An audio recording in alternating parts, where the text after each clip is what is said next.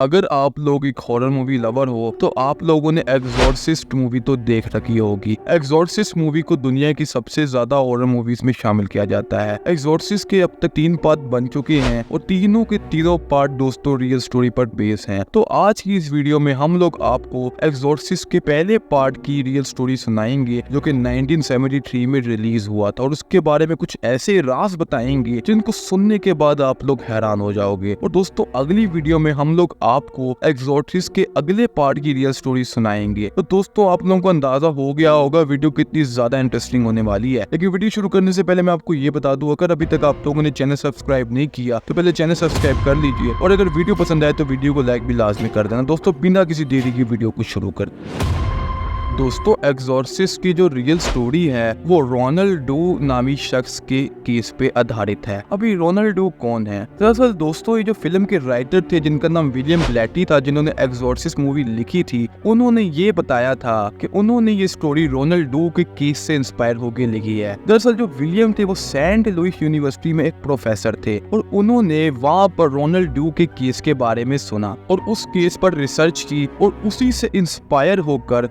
उन्होंने दी Exorcist movie बनाई थी। दोस्तों दरअसल 1949 में अमेरिका के न्यूज़पेपर में एक खबर छपती है जो कि उन लोगों को हैरान कर देती है। दोस्तों दरअसल खबर कुछ यूं थी कि एक 13 साल का बच्चा जिसके ऊपर 7 से भी ज्यादा शैतानी डीमंस ने कब्जा कर लिया है और उसके ऊपर 13 से भी ज्यादा एग्जोरिज्म परफॉर्म किए गए हैं। अब ये खबर सुन के लोग हैरान रह गए थे क्योंकि उस वक्त लोगों को इतना ज्यादा एग्जोरिज्म के बारे में नहीं पता था। तो वो लोग इसी सोच में पड़ गए थे आखिर ये एग्जोरिज्म क्या होता है। और अमेरिका की तारीख में पहली बार कोई ऐसी खबर छपी थी कि एक बच्चे के ऊपर 7 से भी ज्यादा शैतानी डीमंस ने कब्जा किया है और ये बात हर जगह फैलने लग गई थी। दोस्तों अब ये खबर विलियम ब्लैटी जो कि फिल्म के राइटर थे वो भी पढ़ते हैं और उनको ये खबर देख के बहुत ही ज्यादा हैरानगी होती है और वो रोनाल्ड से मिलने चले जाते हैं और वो रोनाल्ड के घर वालों से मिलते हैं। वो लोग रोनाल्ड के घर वालों से पूछते हैं कि आखिर रोनाल्ड को क्या हुआ है, तो उसके घर वाले सारी बात बताते हैं। उसके घर वाले कहते हैं कि आज से तकरीबन कुछ महीने पहले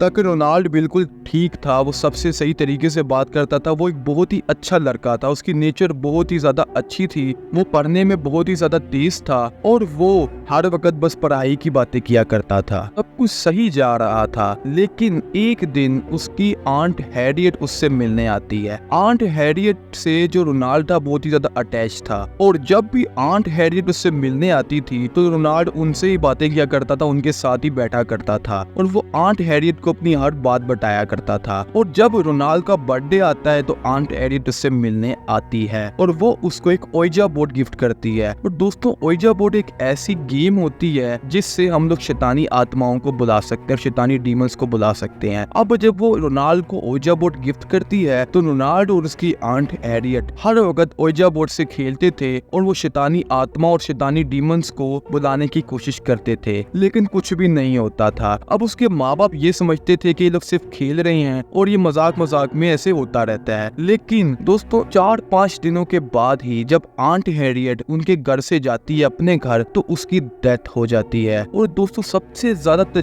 शॉकिंग बात ये थी कि आंट हैरियट के जिस्म पर कोई भी निशान नहीं था, कुछ भी मरने का कोई, और ना उनको कोई बीमारी थी, ना वो कहीं से गिर के मरी थी, ना उनको किसी ने मारा था। और जब उनका पोस्टमार्टम हुआ तब भी रिपोर्ट सही तरह सामने नहीं आई कि आखिर आंट हैरियट मरी किस तरीके से थी। इसी वजह से उनके घर वाले बहुत ही ज्यादा टेंशन में आ गए थे इस बात की वजह से। अब असल बात ये शुरू होती है आंट हैरियट की मौत के बाद कि रोनाल्ड और उसके घर वालों के साथ पैरानॉर्मल एक्टिविटीज होना शुरू हो जाती हैं, जैसे कि उनको चीजें हिलती हुई दिखाई देती हैं और उनको अजीब अजीब सी आवाजें सुनाई देती हैं और दीवार के पीछे से कोई अजीब सी साउंड उनको हर वक्त आ रही होती है। और जब वो लोग रात को सो रहे होते हैं उनको अजीब अजीब सी आवाज, जैसे कोई उनका दरवाजा खटका रहा है और उनको अपने घर से दूर कहीं कोई खड़ा हुआ बंदा दिखाई देता था जो कि उनको ही घूरता रहता था। लेकिन जब वो उसको गौर से देखते थे तो वो वहाँ पे नहीं होता था। अब उसके घर वाले बहुत ही ज्यादा परेशान हो गए थे इस बात की वजह से। लेकिन जो रोनाल्ड था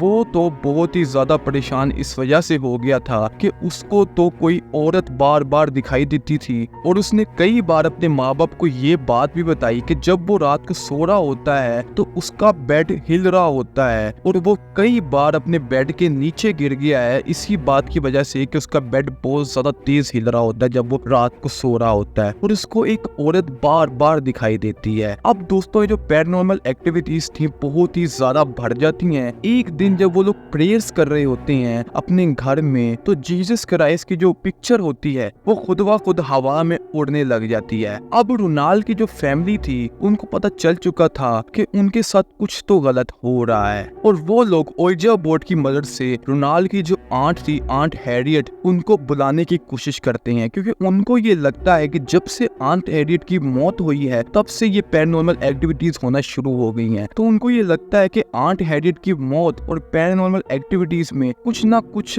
सिमिलर तो है। तो वो लोग ओइजा बोर्ड की मदद से आंट हैरियट की आत्मा को बुलाने की कोशिश करते हैं लेकिन कुछ भी नहीं होता। लेकिन उसके बाद रोनाल्ड जो होता है वो बहुत अजीब अजीब हरकतें करना शुरू कर देता है, जैसे कि वो किसी मोटी आवाज में बात करने लग जाता है, वो अपने माँ बाप से बदतमीजी करने लग जाता है और वो जोर जोर से हर वक्त चीखता रहता है और उसके माँ बाप अब बहुत ही ज्यादा परेशान हो गए थे इस वजह से। लेकिन दोस्तों कुछ ही दिनों में रोनाल्ड की हालत इतनी ज्यादा खराब हो गई थी कि उसके जिस्म पे अब खराशें भी आने लग गई थी, जैसे उसको जिस्म पे कोई मार रहा है जोर जोर से, लाल निशान पड़ने लग गए थे। रोनाल्ड की शक्ल बहुत ही ज्यादा कमजोर हो गई थी और रोनाल्ड खाना भी नहीं खाता था, बस हर वक्त अपने कमरे में ही बैठा रहता था, किसी से भी बात नहीं करता था। अगर उसके कमरे में कोई जाता भी था तो रोनाल्ड उसको नुकसान पहुंचाने की कोशिश करता था।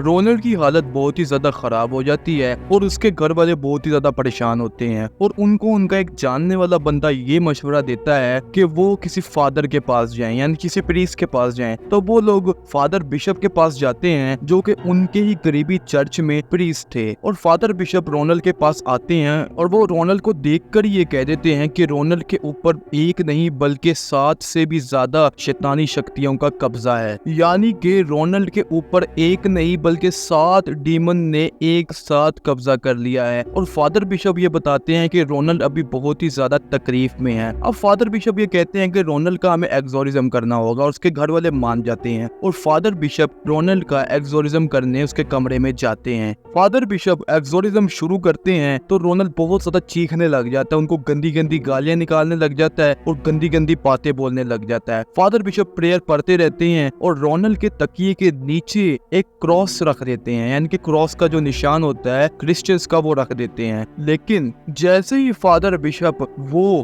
क्रॉस रोनाल्ड के तकिए के नीचे रखते हैं तो रोनाल्ड का बेड हिलने लग जाता है और इतना जोर से हिलता है कि रोनाल्ड के हाथ भी खुल जाते हैं जिन रस्सियों से उसको बांधा होता है और रोनाल्ड फादर बिशप पे हमला कर देता है और उनको नुकसान पहुंचाने की कोशिश करता है और उनको काफी ज्यादा जख्मी कर देता है। फादर बिशप कमरे से बाहर आ जाते हैं जैसे तैसे करके और वो रोनाल्ड के घर वालों को ये बताते हैं कि रोनाल्ड को ठीक करना कोई आम बात नहीं है क्योंकि रोनाल्ड के ऊपर 7 ऐसे शैतानों का कब्जा है जो कि बहुत ही ज्यादा पावरफुल हैं। दोस्तों अब वो शैतान कौन है उसके बारे में हम अगली वीडियो में बात करेंगे क्योंकि एक वीडियो में सब कुछ बताना इम्पॉसिबल होता है। रोनाल्ड के घर वाले फादर बिशप के बाद भी बहुत सारे प्रीस्ट के पास जाते हैं, उनको अपने घर लेकर आते हैं और रोनाल्ड के ऊपर एक्सोरिज्म करवाते हैं, लेकिन सारे के सारे एक्सोरिज्म फेल हो जाते हैं और रोनाल्ड के ऊपर अब तक 13 एक्सोरिज्म हो चुके थे, लेकिन सारे के सारे एक्सोरिज्म फेल हो चुके थे। अब ये खबर अखबार में भी छप जाती है और सब लोगों को रोनाल्ड के केस का पता चल जाता है। अब उस वक्त एक्सोरिज्म के बारे में लोगों को इतना नहीं पता था तो इस खबर से लोग बहुत ही ज्यादा डर गए थे क्योंकि पहली बार कोई ऐसा केस मीडिया में आया था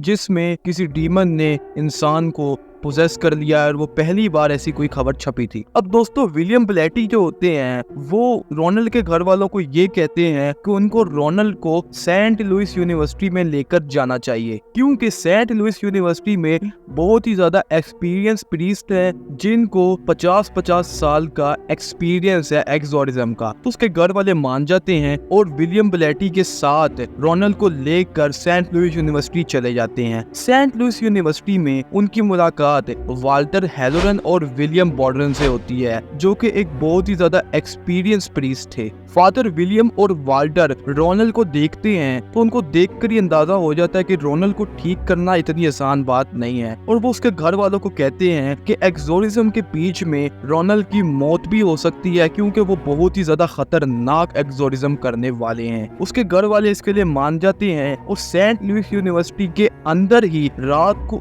1 बजे एक्सोरिज्म का प्लान बनता है। रात को 1 बजे फादर वाल्टर और फादर विलियम रोनाल्ड का एक्सोरिज्म करना शुरू करते हैं। और दोस्तों, एक्सोरिज्म में कुछ ऐसी चीजें होती हैं जो कि बहुत ही ज्यादा खतरनाक थी। रोनाल्ड जो था वो इतनी जोर जोर से चीख रहा था, सेंट लुइस यूनिवर्सिटी के आसपास के तमाम घरों में भी इतनी जोर से आवाज आ रही थी कि जैसे जमीन फटने वाली है। और रोनाल्ड इतनी गंदी गंदी हरकतें करने लग पड़ा था, जैसे कि वो फादर वाल्टर और फादर विलियम को गंदी गंदी गालियां देने लग पड़ा था और उनके ऊपर उल्टी भी कर दी थी उसने। और रोनाल्ड की शक्ल एक पूरे डीमन की तरह हो गई थी, उसकी बॉडी में बहुत ज्यादा खुराशें आ गई थी और वो बेड समेत ही हवा में उड़ने लग गया था। उसकी इस कंडीशन को देखते हुए फादर वाल्टर और फादर विलियम ने उधर ही एक्सोरिज्म रोक दिया। दोस्तों, उसके बाद भी फादर वाल्टर और फादर विलियम ने रोनाल्ड के ऊपर कुछ एक्सोरिज्म किए सेंट लुइस यूनिवर्सिटी में, लेकिन जब ये बात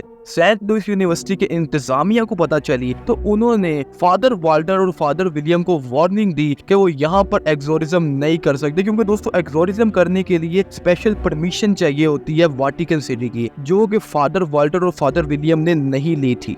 इस वजह से फादर वाल्टर और फादर विलियम ने सेंट लुइस यूनिवर्सिटी में एक्सोरिज्म करना छोड़ दिया और वो जॉर्जियन यूनिवर्सिटी के अंदर एक्सोरिज्म करने चले गए रोनाल्ड का, क्योंकि जॉर्जियन यूनिवर्सिटी में फादर विलियम का एक जानने वाला था, जिसकी वजह से उनको जॉर्जियन यूनिवर्सिटी के अंदर एक्सोरिज्म करने की परमिशन मिल गई। दोस्तों, अब तक रोनाल्ड के ऊपर तकरीबन 20 एक्सोरिज्म किए जा चुके थे फादर विलियम और फादर वाल्टर के द्वारा, लेकिन एक भी एक्सोरिज्म कामयाब नहीं हुआ था। अब 29 अक्टूबर 1949 को विलियम ब्लैटी फादर वाल्टर और फादर विलियम से मिलने जाते हैं और उनसे रोनाल्ड का पूछते हैं। तो फादर वाल्टर और फादर विलियम एक बहुत ही ज्यादा हैरान कुन बात बताते हैं। वो ये कहते हैं कि जो आखिरी एक्सोरिज्म हमने उसके ऊपर कुछ दिन पहले किया था और वो कामयाब हो गया था और रोनाल्ड अपने घर चला गया था। अब विलियम ब्लैटी को ये बात बहुत ही ज्यादा अजीब लगती है, क्योंकि रोनाल्ड के ऊपर तकरीबन 20 एक्सोरिज्म हुए थे और एक भी कामयाब नहीं हुआ था, और अचानक से एक्सोरिज्म कामयाब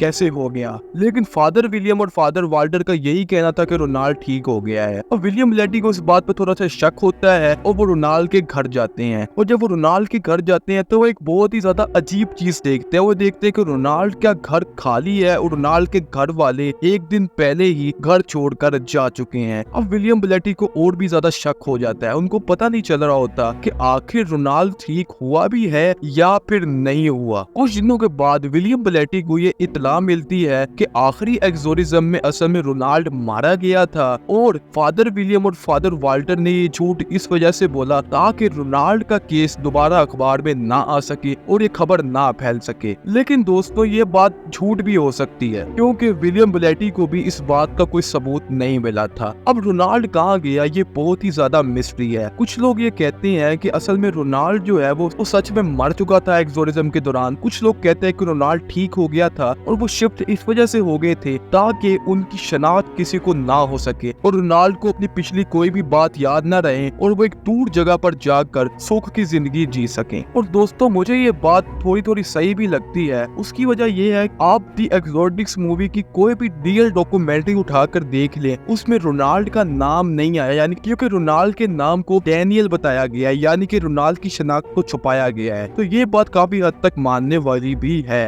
अब कुछ लोगों का ये तक कहना था कि असल में जो रोनाल्ड है उसका नाम रोनाल्डो नहीं बल्कि रोनाल्ड हैंकलर था, जो कि बाद में जाके एक नासा का साइंटिस्ट बना था, जो कि अपनी पिछली जिंदगी के बारे में सब कुछ भूल चुका था। तो दोस्तों, ये थी एक्सोटिक्स की रियल स्टोरी। अब रियल एक्सोटिक्स और फिल्मी एक्सोटिक्स में कुछ बातें चेंज की गई हैं। जैसे फिल्म में रेगन को दिखाया गया था जो कि 12 साल की बच्ची थी, जबकि असल में ये केस 14 साल के रोनाल्ड के ऊपर है। फिल्म में ये दिखाया था कि आखिर में रेगन ठीक हो जाती है, लेकिन असल में में रोनाल्ड ठीक हुआ था या नहीं, ये किसी को भी नहीं पता, क्योंकि दोस्तों जब फिल्म होती है वो रियलिटी से बिल्कुल ही चेंज होती है, इसको मिर्च मसाला डालकर बनाया जाता है। तो दोस्तों अगर आपको हमारी वीडियो पसंद आती है तो मैं इसका पार्ट 2 भी जल्द ही लेकर आऊंगा, लेकिन चैनल को सब्सक्राइब और वीडियो को लाइक करना मत भूलना। मिलते हैं आपसे अगली ऐसी वीडियो में, तब तक के लिए अपना ख्याल रखिएगा।